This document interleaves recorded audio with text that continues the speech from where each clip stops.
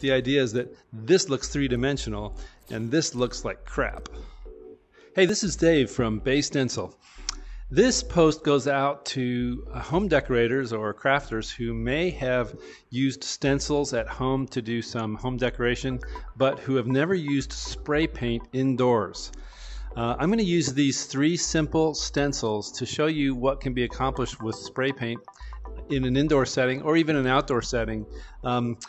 If you have used stencils before, you've probably used a dabbing technique where you use a dabbing brush to dab the paint onto the surface through the stencil. But you can get some neat effects with this, but I want to show you a couple other effects you can get too with spray paint. First thing I'm going to do is going to give myself a surface that more approximates a surface that you might use this on.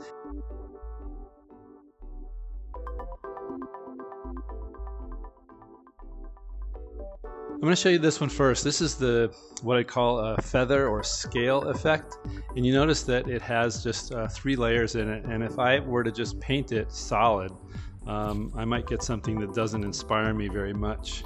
It might just be something like this. And you could totally do that with your brushes. I want to show you something you can't do with brushes, but that you can do with spray. And I'm going to do it by, when I take that first layer and I put that first layer down, I'm going to just paint a gradient from the top to the bottom.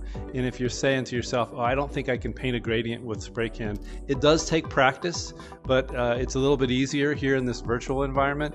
And believe it or not, it's quite easy after one bit of practice when you do this with real cans on a real wall.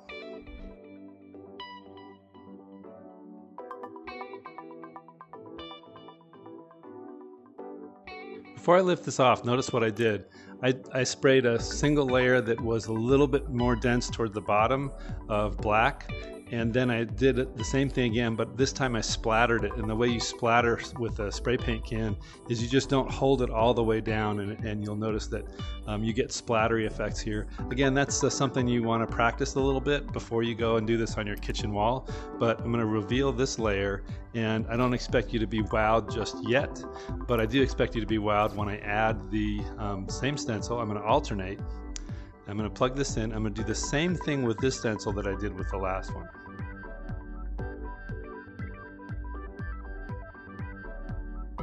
First doing the normal cap, and then doing the splatter, the darker splatter towards the bottom.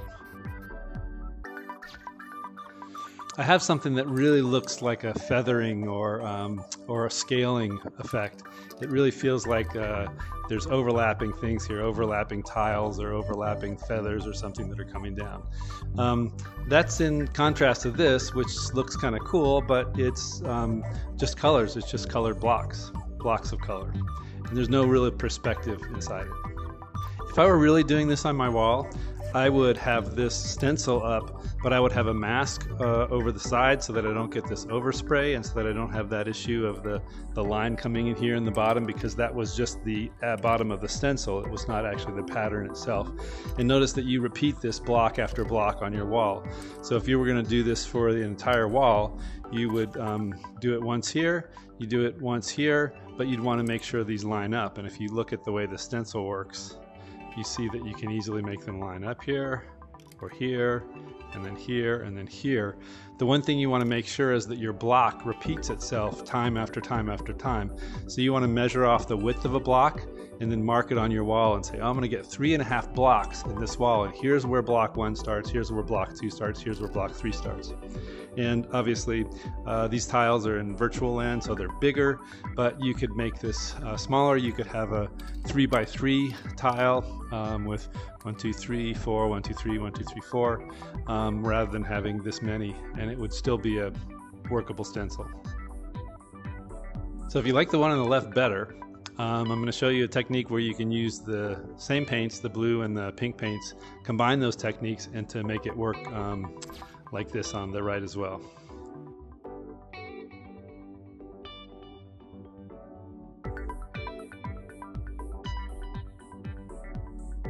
So I did some blue, and now I'll do some pink.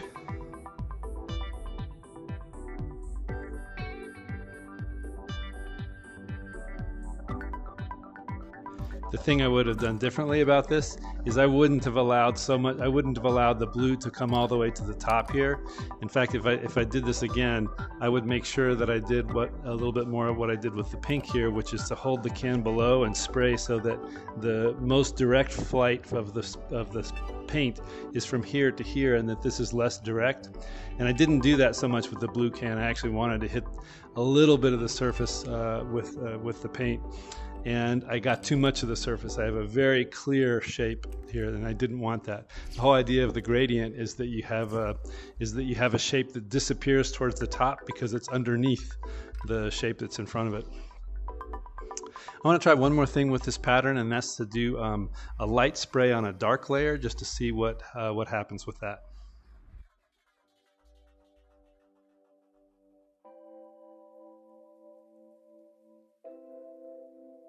So far, so good. So if you see how you might be able to use this indoors, try this, especially on a mid-tone wall color with using a little bit of bright white. You get a really nice 3D effect here. The thing that works better for me about this light on dark is that the petals or the feathers disappear into the darkness, and then they emerge into the light down below, and this makes the effect looks like the light is coming from above and shining on these things, and they're kind of sticking out at us. And this is really nice because this gradient doesn't look like I just walked up to the wall and sprayed paint on it. It definitely looks controlled, and it definitely looks like it has a logic to it. At the same time, it's not exactly the same everywhere, so you do have the chance to put in some variation. You could even use slightly different colors, like I would use a very, very light green towards the top of this thing, and then maybe a brighter white towards the middle of each layer. The thing you're going to see us do over and over with each of these is we're going to always paint twice, because the reason why we paint twice is because we want there to be areas of dark next to areas of light. And if I had painted all these at the same time, I wouldn't be able to get these layers here dripping over the layers underneath them, because if this pattern were here at the same time this pattern was here, then at the same time I made this light, I would also be making this light. So you're going to see us see that again and again in these next two patterns.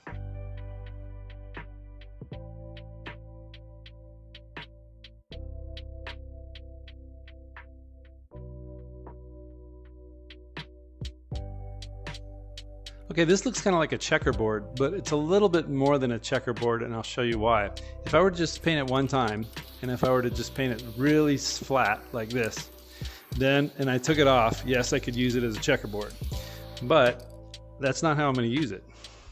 What I'm going to do here instead is I'm going to paint gradients as we saw before, and I'm going to use this layer more than once. I'm going to paint it, and then I'm going to shift it up by one or down by one, and I'm going to paint it. And I'll show you why it's important that you shift it up or down by one and not right or left by one. The thing that I want to catch here is I want to catch a gradient that that applies to both of these and thins out as it goes above and thins out as it goes below. So basically I'm just going to paint straight across here with a flat cap. I'm not going to use any special caps here. I'm just going to paint straight across with a flat cap. And you see that I got a little bit, I didn't get quite as much gradient as I would like. I'm going to reduce the pressure a little bit so that I can linger a little bit and get a little bit better and be a little bit further away and get a little bit better gradient. Okay, let's move that. That's what that looks like. Looks kind of starting to get interesting. I'm going to shift it. That's where it was, and I'm going to shift it up one. See how that covers? There we go. I'm going to do the same thing. Take that away. And you see something very different from a checkerboard. You see something that sort of feels like there's motion in it.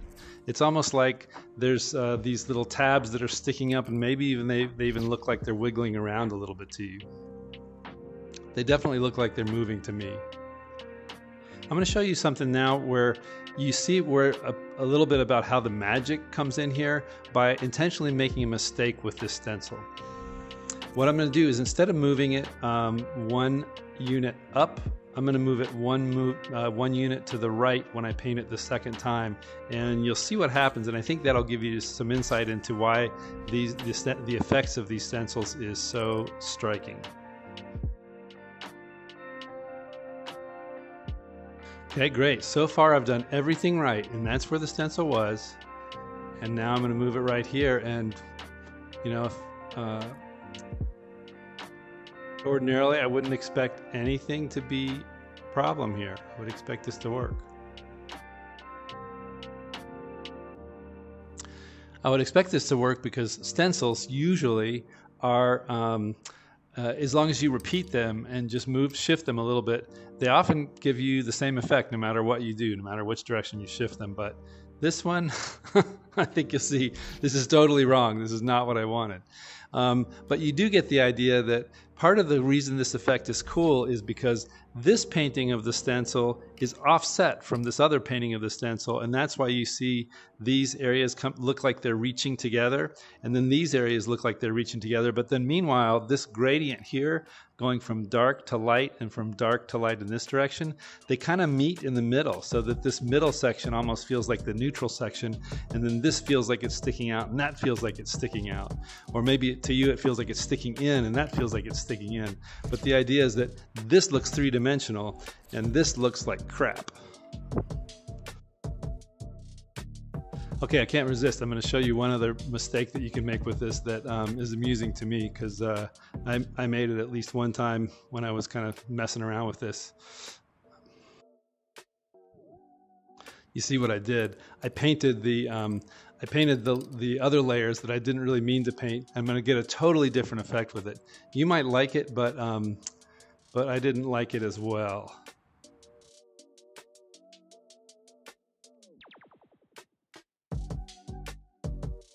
What am I saying? That's a totally valid effect.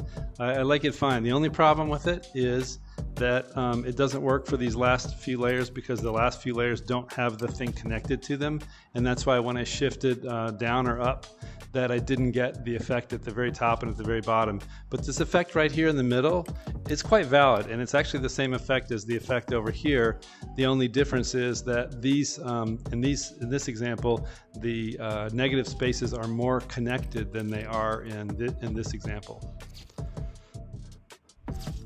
Totally valid. I think some people might like this one even more than they like this one. So I'm going to shut up about my predictions about what you'll like and what you don't like. I think this stencil would work well either way. If I wanted to do this layer, I would just remove the top 4 blocks and the top and the bottom 4 blocks. Whereas when I do it this way, I need those top 4 blocks and bottom 4 blocks in order to be able to repeat the pattern over and over again. Okay, so that's the second pattern. That's the checkerboard. Next is the dots.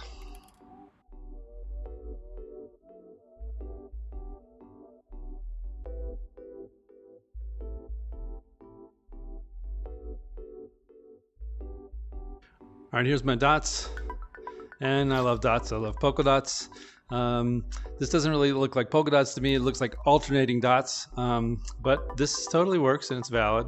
If you wanted to use this and do something like just move your dots a little bit, or move your dots. Ooh, there we go. Maybe I need to move my dots like this. Yeah, that's better.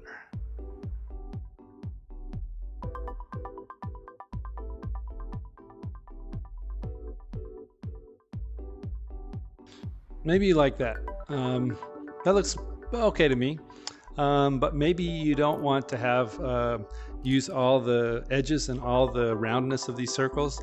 If we take an approach that we did before, where we move the pattern around just a little bit and only use gradients, I think we'll find a totally different effect. I see a little problem with this stencil in that the dots are lining up well here, but they're not lining up well here, which means that I've got a little problem in the stencil. When I did a copy paste and I moved the shapes to the right and to the left, it looks like it didn't preserve the preserve the spacing on those. So maybe I'll just, instead of doing what I did, maybe I'll just move the whole thing a bit to the left instead of rotating it 90 degrees like I did.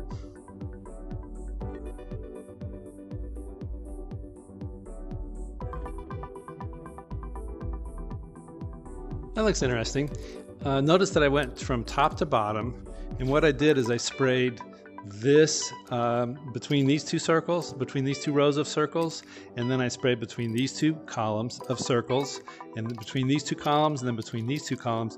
And what that leaves me is, with each, as I come through here, it leaves me with a gradient from the center to the edges. So it's pretty clear on the back edges, and it's pretty dark in the center.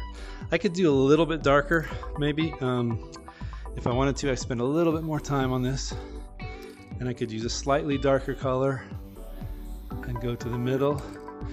I'll have to remember to do this on my second pass as well.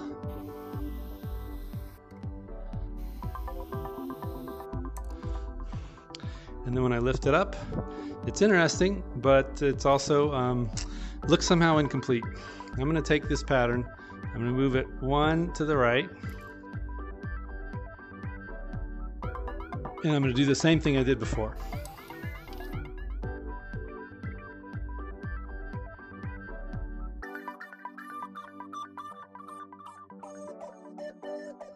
Wow, that's trippy. That's totally trippy. So in this example, instead of having little tabs that seem to wiggle around, now I've got these little half moons that are wiggling around, and I really like this effect. I actually even like the effect on the sides, and maybe I would even build a column of these so that it looks like you've just got empty moons on the sides, and then you've got something else happening in the middle.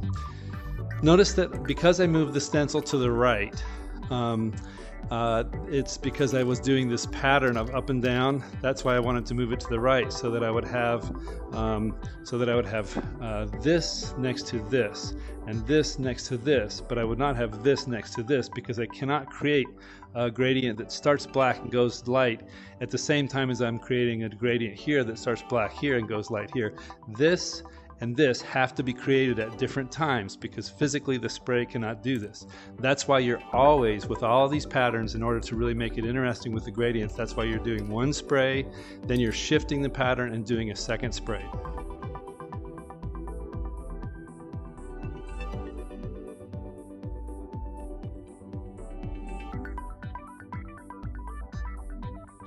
Feeling a little inspired by the moonliness of this thing, I want to try it in color. And this time I'm going to do the same patterns.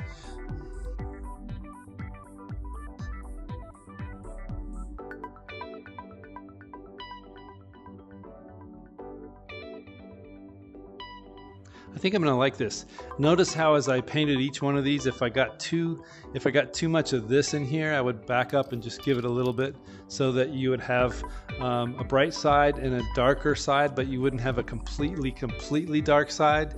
And I like the way that looks. The only thing I'm worried about is I don't really like the way how these are going to happen. But remember that this is fading out, so there really shouldn't be a problem with seeing that other moon bounce up in the middle of the view. Let's see.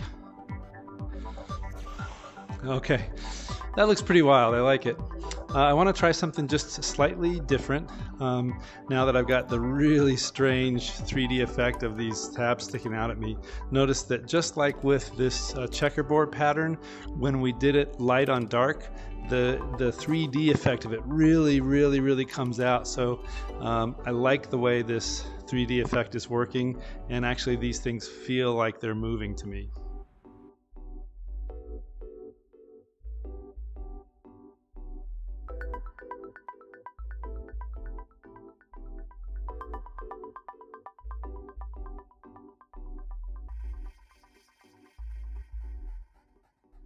Here I'm just playing with possibilities. I decided to give the gradient, to center the gradient on this axis instead of on this axis, and then I moved the thing up just to see what playing with this axis of symmetry compared to the other one would do. I have no idea how this is going to look, but let's look at it together.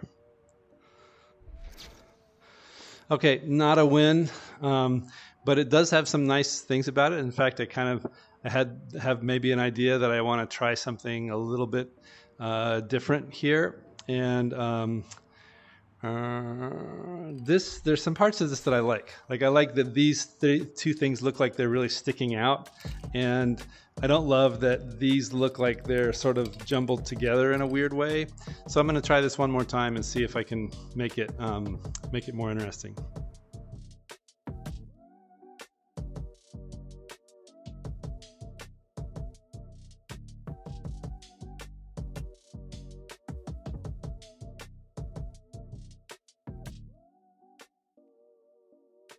So on each one of these, I did top, right, down, left, and I made a little sphere that I think we'll see that there's paint all over this thing, but mostly the paint is in one of the corners. And I did that over and over again. Let's see what it looks like. Okay, interesting. Now, when I add the other ones, if I just move this up one or down one,